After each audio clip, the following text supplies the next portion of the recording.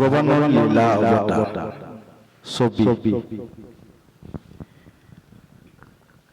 নিগতে প্ৰজাপতে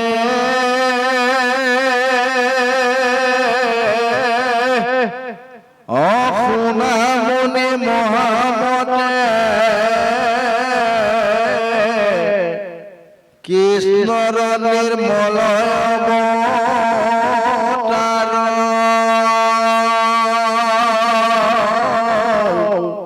লোকৰ নিস্তাৰ হেতু কি পায়ে গৰুৰ কেতু যেন যেন কৰন্ত বিহাৰ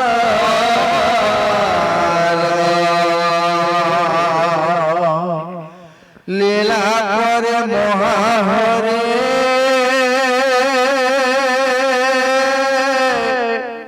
বৰাহ স্বৰূপ ধৰে পৃথিৱীক কৰিলা উদ্ধাৰ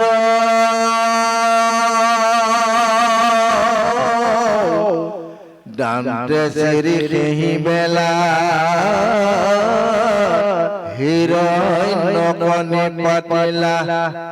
আতে প্ৰীতি খাইৰে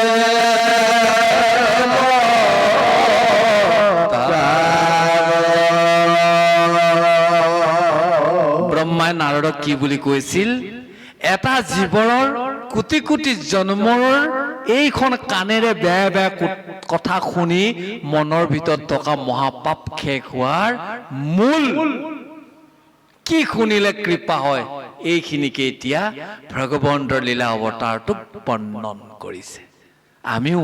ভগৱন্তৰ ওচৰত ইমানে প্ৰণিপাত দিওঁ প্ৰভু জন্ম হোৱাৰ পৰা কিজানি ভাগৱতলৈ এক মুহূৰ্তলৈ এইখন কাণে কাক এটা চুকলি শুনিছো নহব কাক এটা বেয়া কথা শুনিছো এইখন মনৰ ভিতৰতে বহি আছে জাম লাগি নহব গতিকে প্ৰভু ব্ৰহ্মাই কোৱাৰ মনে আমিও আজি তোমাৰ আশ্ৰয়স্থললৈ তোমাৰ অৱতাৰ শুনিবলৈ গৈছো তুমি আমাৰ মনৰ পৰা মল অতৰাই মন শুদ্ধ কৰি তোমাৰ চৰণত যে ৰতি থাকে তুমি মোক কৃপাৰ কৰা আহক আমি এই ভাৱনাৰে আমি আজি এই নামঘৰ প্ৰাংগণত শ্ৰৱণ কৰো সেইজন ভগৱন্তৰ লীলা অৱতাৰ আজি সুগুৰুদেৱে পৰীক্ষিতক কৈছে পৰীক্ষিত ৰজা সেইখন ব্ৰহ্মলোকত প্ৰজাপতি ব্ৰহ্মাই দেৱঋষি নাৰদক কৈছে মহামতি শুনাচোন সেইজন ভগৱন্তৰ যি পৰম পবিত্ৰ যিবোৰ অৱতাৰ এই অৱতাৰে আমাৰ দৰে জীৱসকলৰ জন্মে জন্মান্তৰ মহাপাপ পাপলক নিস্তাৰ কৰিব হেতু কাৰণে ভগৱন্তই বৈকুণ্ঠ এৰি থৈ এইখন পৃথিৱীত কি কৰিল বিহাৰ কৰি লীলা কৰি থাকিল সেইজন মহাহৰিয়ে লীলা কৰি এটা গাহৰি ৰূপ ধৰিল আৰু সেই ৰূপেদি এইখন পৃথিৱীক ৰসাতলৰ পৰা উদ্ধাৰ কৰি সেইজন দৈত্য হিৰণ্যাক্ষক সেই ভগৱন্তৰ বগা দুটা দাঁতেৰে তেওঁক সেইখিনি সময়তে মাৰি সমস্ত দেৱতাসকলৰ মনৰ আশা পূৰণ কৰিল বুলি ব্ৰহ্মাই নাৰদক কৈ আছে ৰুচিৰতনয় ভৈলা দেৱগণ উপজাইলা স্বয়ম্ভু মনুৰ হৰি দুখ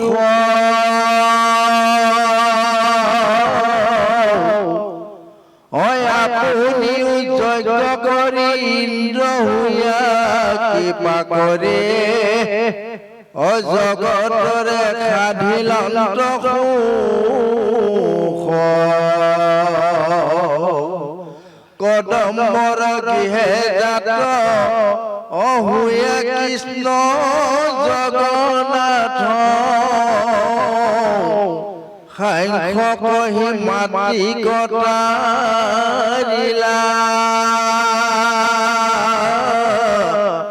দত্তাতে নাম হুয়া যদুৱাদি নিস্তাৰিয়া কৃপা কৰে লোকত ভূমি হিৰে বৰক্ষী নাৰদ ভগৱন্তই ঋষিৰ পুত্ৰ হৈ ঋষিৰ প্ৰজাপতি পুত্ৰ হৈ সেই যে দেৱতাসকলক তেওঁ কি কৰিছিল জন্ম দিছিল আৰু সেই স্বয়ম্ভুৰ মনুৰৰ যে দুখ আছিল স্বয়ম্ভুৰ মনু আৰু শতৰূপা তেওঁ জীয়ৰীক কাক বিয়া দিম সদায় চিন্তা কৰি আছিল নহয় বাৰু আৰু সেইকাৰণে ভগৱন্তে কৃপা কৰিবৰ কাৰণে স্বয়ম্ভু মনুৰৰ দেৱহূতি কথা কোৱা নাই আহুতি প্ৰকৃতি আৰু দেৱহূতি এই আহুতিক যজ্ঞ প্ৰজাপতি আহুতিক যিজন ঋষিৰ লগতে বিয়া দিছিল সেইজনে ভগৱন্তই সেই ইন্দ্ৰ কৃপা কৰি যজ্ঞ ভগৱন্ত উৎপত্তি হৈছিল এই যজ্ঞ যে আমাৰ ব্ৰাহ্মণসকলে যাৰা যজ্ঞ যে পাতে সেই যজ্ঞ ভগৱন্তৰ আৰু সেই যজ্ঞ ভগৱন্ত প্ৰকট হৈ সমস্ত দেৱতাসকলক সুখ আৰু শান্তিৰে বিৰাজ কৰিছিল আমি কি পালো এতিয়া বৰাৰূপী ভগৱন্ত যজ্ঞ ভগৱন্তৰ অৱতাৰ আৰু ভগৱন্ত জগন্নাথে কৃপা কৰিবৰ কাৰণে দেৱহূতি ঘৰত কদম্ব ঋষিৰ ঔৰসত আৰু কি কৰিলে তেওঁৰ দেৱহূতি হিত ভগৱন্তই কদম্ব নামেৰে কি হল জন্ম লৈ নিজৰ মাক দেৱহূতিক আত্মা আৰু পৰমাত্মা কেনেদৰে মিলন হয় তাক কৈছে সাংখ্য যোগ এটা জীৱ ভিতৰত থকা যিটো আত্মা পৰমাত্মাৰ লগত সেই জীৱৰ আত্মা আৰু পৰমাত্মা কেনেদৰে মিলন হয় সেইখিনি সাংখ্য যোগ লোকসকলক তৰিবৰ কাৰণে আৰু মাতৃক তৰিবৰ কাৰণে ভগৱন্তই কদম্ব ঋষি ঘৰত কপিল ভগৱন্তই আহি উদ্ধাৰ কৰিল আৰু তাৰ পিছতেই দত্তাত্ৰেয় নামৰ ভগৱন্ত অৱতাৰ লৈ এনেদৰে যদুসকলক ৰক্ষা কৰিল ভগৱন্তই এই অৱতাৰে এইখনে পৃথিৱীলৈ তেওঁ অৱতাৰ ধৰি লোকসকল উদ্ধাৰ কৰিবৰ কাৰণে আহিছিল বুলি ব্ৰহ্মাই নাৰদক কৈ আছে এতিয়া কেইটা গ'ল কেইটা অৱতাৰ কথা বৰ্ণন গ'ল বৰাৰূপী ভগৱন্ত যজ্ঞ ভগৱন্তৰ কথা আৰু কাৰ কথা ক'লে কপিল ভগৱন্তৰ কথা আৰু চতুৰ্থজন ভগৱন্তৰ অৱতাৰ দত্তাত্ৰেয় কথা আমি শ্ৰৱণ কৰি আছো শুনা মানে আমাৰ পাপ নাইকিয়া হৈ গৈ আছে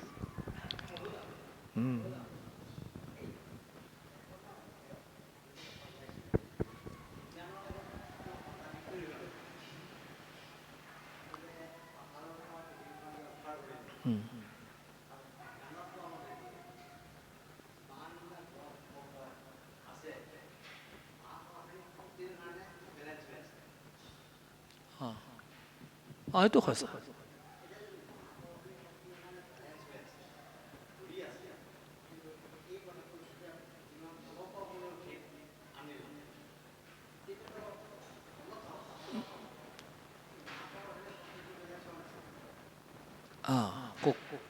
বুজি পাইছো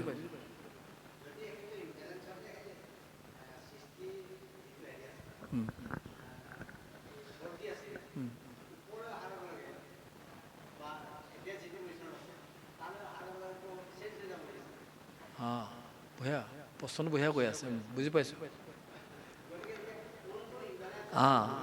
বিজ্ঞানেও ঠিকে কৈ আছে প্ৰভু আমি দ্বিতীয় স্কন্ধত আছো কাৰণে এইখিনি গম পোৱা নাই তৃতীয়ত পামগৈ সৃষ্টি বৰ্ণনত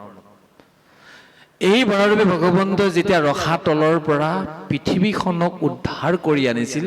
গোটেই ব্ৰহ্মাণ্ডখন জল আৰু জল হৈ আছিল চাৰিওফালে পানী এই পানীৰ মাজত ভগৱন্তই কি কৰিলে পৃথিৱীখনক ৰাখিবৰ কাৰণে 7% শক্তি পৃথিৱীক দিয়াৰ কাৰণে পৃথিৱীখন ৰৈ আছে সেই বিজ্ঞানে কৈ আছে আৰু এই পৃথিৱী জলৰ ওপৰত যে ৰৈ আছে এই পৃথিৱীখনৰ ওপৰতেই সমানে যেনেকে ডিছ এখন ডিছ পৃথিৱীখন ধৰি লওক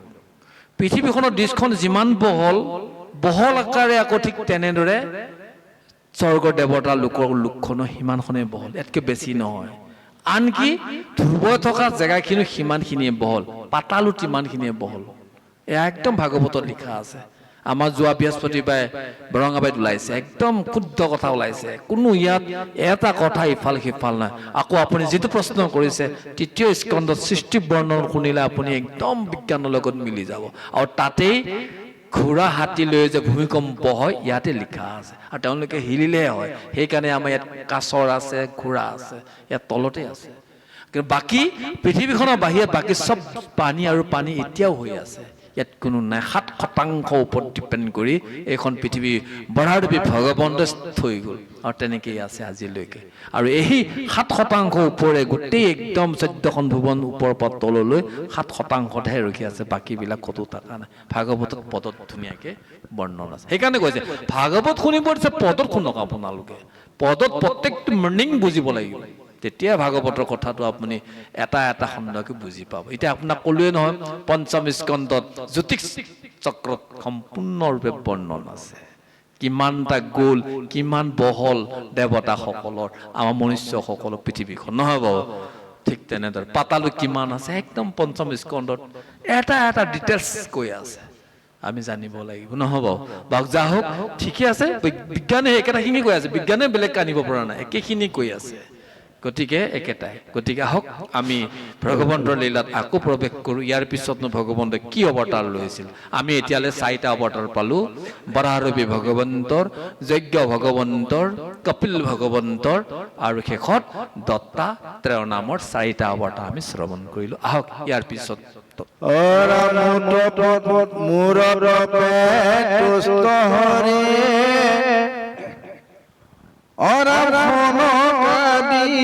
ৰূপ ধৰে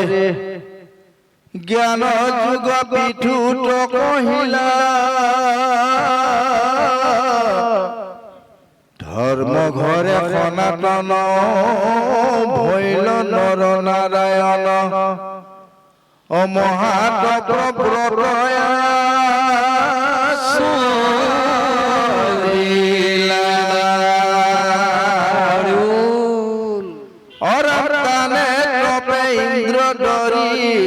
পাঞ্চিলে কয় পেছৰী,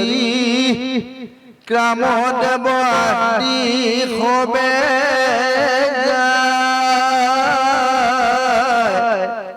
মুহি বাগ যত্ন কৰে, নানা ভংগী ভাৱ ধৰে, অনপাৰিয়া গলে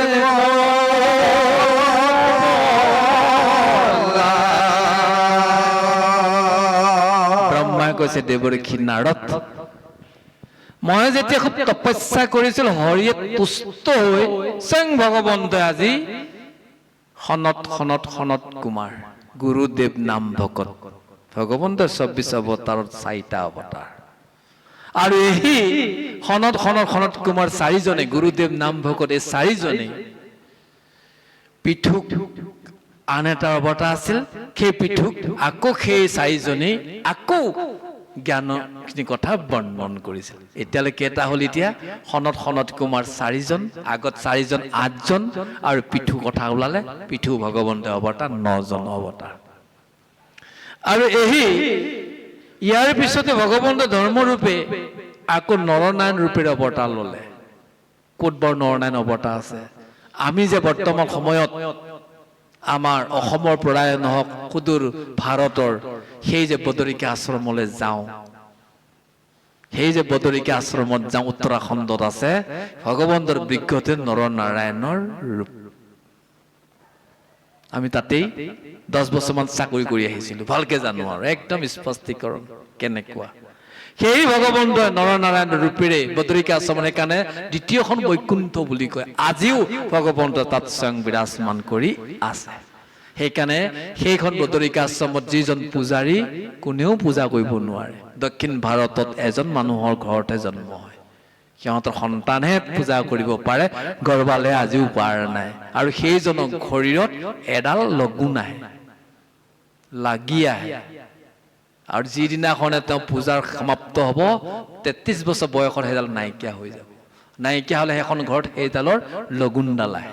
সেইজনে নৰনাৰায়ণ ভগৱন্তৰ মূৰ্তিক পূজা কৰিব পাৰে। কেনেকৈ নৰনাৰায়ণৰ মূৰ্তি জানেনে বাৰু? বহি আছে ধ্যান মূৰ্তিত, ভগৱন্তৰ ধ্যান মূৰ্তি ক'ত পাইছিল ব্ৰহ্মাই তপ কৰোঁতে পদ্মকল্পত আৰু বৰ্তমান ভগৱন্তৰ বহি থকা ধ্যান মূৰ্তি থকা সেইখন বদৰিকা আশ্ৰম উত্তৰাখণ্ডত তাত থকা মূৰ্তিটোহে সেইটো আসন আৰু ভগৱন্ত ক'তো বহি থকা আসনত নাই চব থিয় হৈ আছে জানিবলগীয়া সেইজন নৰনাৰায়ণ ভগৱন্ত কি কৈছে মহাতপব্ৰত আচৰিলা সেই বদৰিকা আশ্ৰমত মহাতপ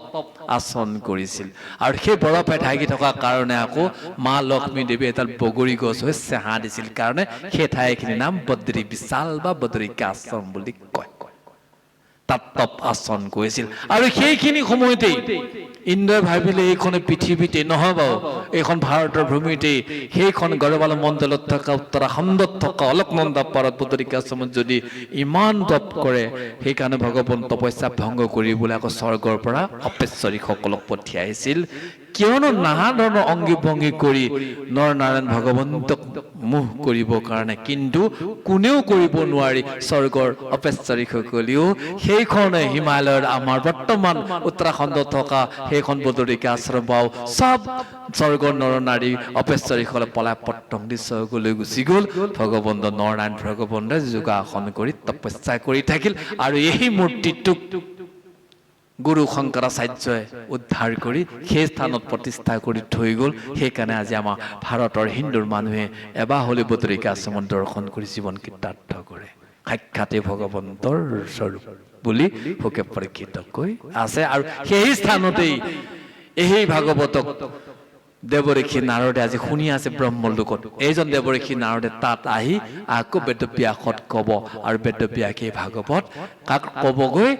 শুকক ক'ব শুকে আকৌ সেইখন বদৰিকা আশ্ৰমৰ পৰা তলত নামি গংগা হৰিদ্বাৰ গংগা পাৰত শুকে পৰীক্ষিতক ভাগৱত ক'ব আৰু সেই বিষ্ণু নৈমাৰ গম পাই আমি গম পাই আছো এই ভাগৱত কিমান ক'পা চেনেল আছে আজি ব্ৰহ্মলোকত নাৰদক ব্ৰহ্মাই কৈ আছে নহয় আৰু সেই কথাই এইখন পৃথিৱীতে সেইখন বদৰিকা আশ্ৰমত যশী মঠৰ আগত বদৰিকা আশ্ৰমত ক'ব আৰু সেইখনকে আমি শ্ৰৱণ কৰি আছে সত্য কথা সেইকাৰণে ভাগৱত আমাই ভয় লাগে যিমানবোৰ আমি আজিলৈকে প্ৰথমৰ পৰাই লাষ্টলৈ চাই আছো বহু সাক্ষাতে সব দৰ্শন হোৱাৰ কাৰণে কি স্পষ্ট গম পাওঁ চালে বেয়া লাগে আমি সেইকাৰণে ক'ব নোৱাৰো বেলেগ কথা ইয়াত শুদ্ধ কোনোবা যদি ভাবি আছে এয়া চব কাল্পনিক কথা বেয়া লাগে কথা নহয় ভগৱন্তৰ কথা বাস্তৱিকতে সত্য এইখন পৃথিৱীত এতিয়াও আছে দেখা ক'লে জানিব নহয় অনুভৱ লাগিব যা হওক আমি অকণমান বেলেগলৈ লৈ গ'লো বেয়া নাপাব সত্য কথা এই ভগৱন্ত এতিয়া আমি 9 নম্বৰ অৱতাৰ কথাটো আমি বৰ্ণন কৰিলোঁ 9 নম্বৰ পিছত আৰু ভগৱন্তে কি অৱতাৰ লয় সময়ো আমাৰ হৈছে নহয় বাৰু গতিকে আমি বেছি দীঘল নকৰোঁ আমি আকৌ অহা শনিবাৰে যিমান পাৰে গাঁৱে ওচৰে পাজৰে যতসকল আছে এবাৰ আহিবলৈ দিয়ক কমচে কম পূৰ্ব জন্মৰ যিমানবোৰ পাপ আছে ভগৱন্তৰ কথাখিনি শুনি যেন নাইকিয়া হয় সকলোৱে অকণমান খবৰটো দিব ধুনীয়া কথা চলি আছে অহা যদি শনিবাৰে কোনোবাই যদি আহি উপস্থিত হৈ কথাখিনি শুনিব পাৰে কোটি কোটি জন্মৰ যিমান পাপ চব নাশ হ'ব বুলি ব্ৰহ্মাই কোৱা কথা আমি কোৱা কথা নহয় হেন জানি আজি আমি মাজতে ৰ'ব লাগিব এটা পদৰ পিছতে আজি ভগৱন্তৰ লীলা অৱতাৰটো আমি বিৰাম দিয়া হ'ব অহা শনিবাৰে আমি বাকীখিনি শুনি আমি আমাৰ জীৱন সিদ্ধাৰ্থ কৰোঁ বুলি ভগৱানৰ ওচৰত প্ৰণিপাত থাকিল আপোনালোকৰ চৰণে প্ৰণিপাত থাকিল আহক আমি সকলোৱে এটা পদলৈ আমি এনেদৰে ডুবকি মাওঁ হে প্ৰভু কিমান জনম আমি পাপ আছিল তুমি আমাৰ পাপবোৰ ধুই নাইকিয়া কৰি তোমাৰ চৰণত যেন প্ৰেম ৰতি দিয়ক প্ৰভু তুমি কি পাৰ কৰা হওক কৃষ্ণ পৰম শ্ৰদ্ধায় হে সাধুগুৰু বৈষ্ণৱসকল আমি সময়ৰ প্ৰতি লক্ষ্য ৰাখি আৰু এটি পদৰ পিছতে আজি এই মহান শাস্ত্ৰভাগ আমি সামৰণি মাৰিম আমি ইমান সময় আপোনাৰ খবৰ আগত এই মহান শাস্ত্ৰভাগ কীৰ্তন কৰিলোঁ ইয়াতে হয়তো নিশ্চয়কিত কিবা ভুল ভ্ৰান্তি হ'ব পাৰে হোৱাটো তেনে স্বাভাৱিক সমস্ত ভুল ভ্ৰান্তিকে আপোনাৰ খবৰে আমাক আপোনাৰ খবৰে দাস হিচাপে ক্ষমা কৰিব আৰু লগতে আপোনাৰ খবৰে ইমান সময় ধৈৰ্য সহকাৰে বহি এই মহান শাস্ত্ৰভাগ শ্ৰৱণ কৰিলে তাৰ কাৰণে আমি আপোনাৰ খবৰক আমাৰ ফালৰ পৰা ধন্যবাদ জ্ঞাপন কৰিছোঁ শেষত বাকী থকা পদটিলৈকে আগবাঢ়ি গৈছোঁ কৃষ্ণ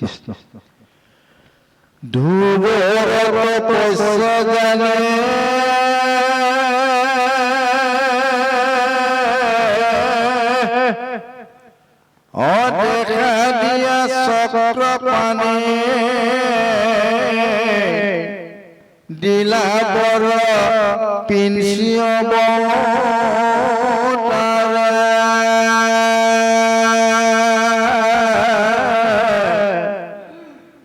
বেনস্তাৰ কৰি পিঠুৰূপে দেৱহৰি নিজ পিতৃ দিলন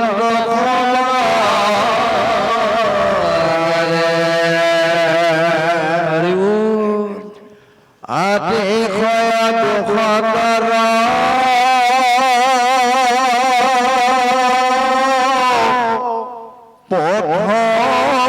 জ্ঞান সমস্তৰ ঋষ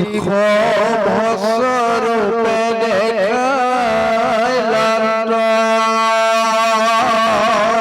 সকলোৱে গাব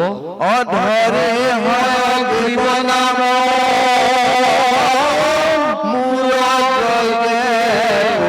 ৰাম বেকত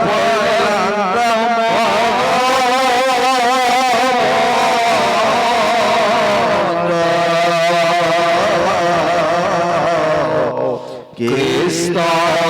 শংকৰ গুৰু হৰি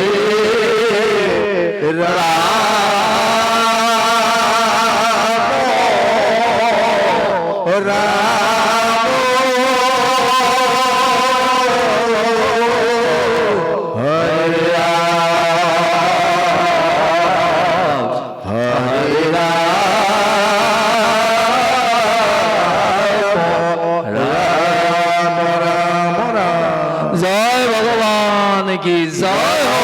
জয় ভাগৱত ভগৱান কি জয় ভগত বৎসল ভগৱান কি জয় দেৱৰ্ষি নাৰদক কৈছে হে দেৱৰ্ষি নাৰদ সেই যে 5 বছৰীয়া শিশু মধুবনতো গৈ ভক্ত ধ্ৰুৱই যি তপস্যা কৰিছিল এটা বুঢ়া আঙুলি এইখন পৃথিৱীত দি দুইখন হাত ওপৰলৈ দি 5-6 মাহত তেওঁ খোৱা বোৱা ত্যাগ কৰি বায়ু ভক্ষণ কৰি যি ভগৱন্তক তপস্যা কৰিছিল ভগৱন্তই বোলে কি অৱতাৰে দেখা দিছিল প্ৰিন্সি অৱতাৰে অৰ্থাৎ কি অৱতাৰ ভগৱন্ত গৰুণ পক্ষীত বহি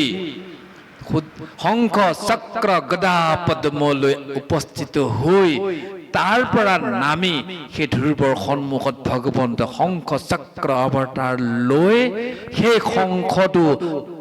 ভক্ত ধ্ৰুৱৰ গালত স্পৰ্শ কৰি দিয়াত ধ্ৰুৱে সমস্তবোৰ জানিছিল সেইটো অৱতাৰে নাম ভগৱন্তৰ প্ৰিন্সি অৱতাৰ এই অৱতাৰে সেইজন ধ্ৰুৱক ভগৱন্তে কৃপাৰ কৰি দেখা দি বৰ দিছিল আকৌ কৈছে হে পৰীক্ষিত ৰজা এইখন পৃথিৱীক বেন ৰজাই মা লক্ষ্মীক মাটিৰ তলত খুমুৱাই থৈ যি অত্যাচাৰ কৰিছিল ভগৱন্তে আকৌ পিঠুৰূপে আহি সেইখিনিকো কি কৰিছিল উদ্ধাৰ কৰি সমস্ত জগতক এইখন পৃথিৱীত কি কৰি থৈ গ'ল বিস্তাৰিত কৰি থৈ গ'ল আৰু ভগৱন্ত শেষত এজন ঋষভদেৱ জৈন ধৰ্মৰ যি মহাগুৰু ঋষভদেৱ উলংগত থাকে সেইজন ভগৱন্ত ঋষভদেৱে অৱতাৰ লৈ কাপোৰ কানি এৰি দিগম্ব হৈ অতি দুখ কষ্টৰে লোকসকলক জ্ঞান পথৰ যিটো জ্ঞান তেওঁ 101টা ল'ৰাক ব্ৰহ্মলোকত ভৰতৰ 101টা ল'ৰাক যি জ্ঞান দিছিল লোকসকলক চলিব পৰা যি পথৰ জ্ঞান দিছিল সেইজন ভগৱন্ত ঋষভদেৱে অৱতাৰ লৈ এইখন সংসাৰ তেওঁ অৱতাৰ লৈছিল তাৰ পিছতেই মোৰ যজ্ঞত কৃপা কৰিবৰ কাৰণে ভগৱন্ত হয় কৃপ ওপৰখিনি কেনেকুৱা বোলে এটা ঘোঁৰা তলখিনি মানুহৰ ৰূপ লৈ ভগৱন্তই হয়গ্ৰীৱ অৱতাৰ লৈ ভগৱন্তই যজ্ঞ পূৰ্ণ কৰিছিল এই ভগৱন্তৰ লীলা অৱতাৰ এইবোৰ অৱতাৰক যদি কোনোবা শুনে কোটি কোটি জন্মৰ পাপ নাশ হয় বুলি ব্ৰহ্মাই নাৰদক কৈ আছে